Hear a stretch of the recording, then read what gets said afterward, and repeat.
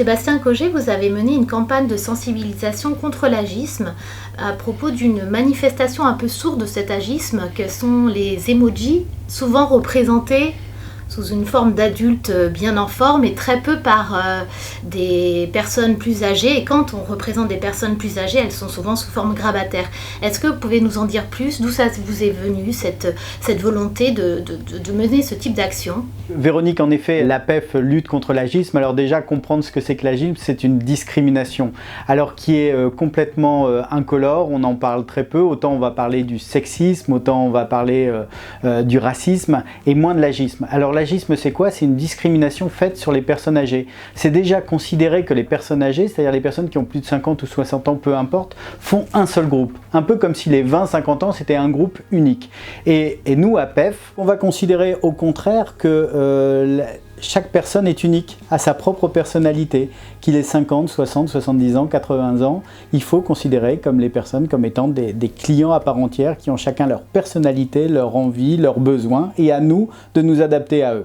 Alors pourquoi les emojis? Pourquoi les allmojis? La première étape, Véronique, ça a été de faire une étude justement sur les plus de 50, plus de 55 ans. Et on s'est rendu compte que pour casser les stéréotypes, eh ben, pour plus de 75% d'entre eux, ils ont des smartphones, ils utilisent Facebook et ils utilisent les emojis. Or, l'emoji est par définition un marqueur social sur les nouvelles technologies. Et donc, ça a été notre angle d'attaque pour lutter contre l'agisme, ça a été justement de partir de ce stéréotype qui est de dire bah, la personne de plus de 50-60 ans, elle n'est pas sur Internet, elle n'utilise pas les réseaux sociaux. C'est complètement faux et ça a été une première approche. Parce qu'en effet, comme tu le disais, quand on regarde les emojis, on se rend compte qu'en fait, il n'y a que 3% des emojis qui représentent des personnes de plus de 50-60 ans. Et quand on les regarde, ces 3%, c'est essentiellement des gens avec des cannes ou des personnes rasées, sans cheveux ou cheveux grisonnants.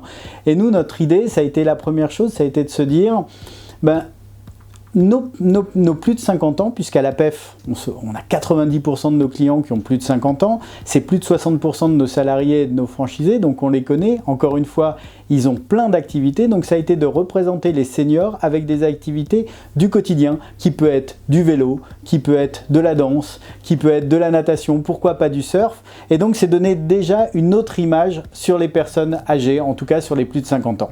Changer le regard sur la vieillesse, c'était le mot d'ordre en fait qui était à travers cette action que vous avez menée. Mais c'est quel regard concrètement, quelle image de la vieillesse APEF veut porter, veut défendre au niveau de la société? Alors le mot d'ordre, ce serait dans notre regard, c'est la liberté. La liberté pour toute personne de plus de 50-60 ans de faire exactement ce qu'il a envie, de réaliser ses rêves. Et s'il a des besoins, nous on est là pour faire son ménage-repassage s'il a envie d'avoir du temps libre. On est là s'il commence la perte d'autonomie pour l'accompagner pour faire ses courses, on est là pour l'aider à jardiner s'il a besoin, et si il arrive avec des pertes d'autonomie, on sera aussi là pour l'accompagner.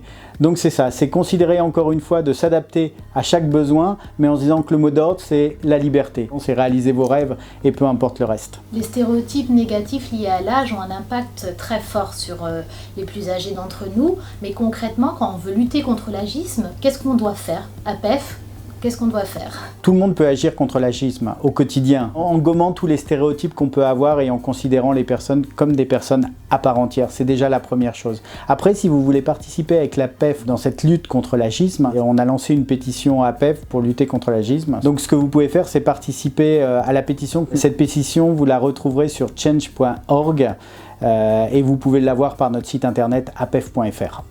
Concrètement, on lance la pétition parce que cette pétition est pour nous un vrai relais pour parler de l'agisme et puis d'essayer de faire référencer nos allmojis.